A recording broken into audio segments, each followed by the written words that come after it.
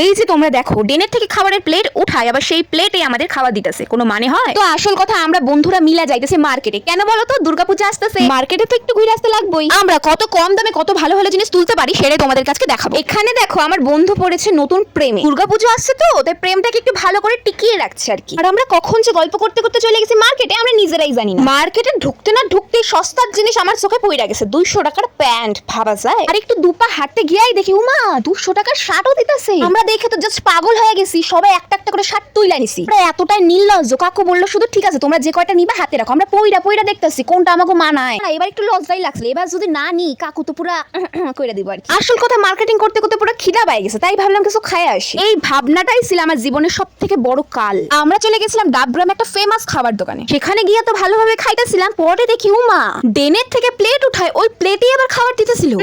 ছি ছি। তারপরে তার খাবারটা খাইতেই পাই না, ওগো মুখের মধ্যে ছুঁইরা চলে আসছে। আমি তো ভালোভাবে বাড়িতে আসতে চাচ্ছিলাম, কিন্তু আমার বন্ধু আবার ভালোভাবে বাড়িতে আসতে চাচ্ছিল না। দোকানে সব কটারে এমন ধাওয়া দিছে, আমাকে কইছে তোমাকে টাকা লাগবে না, যাও।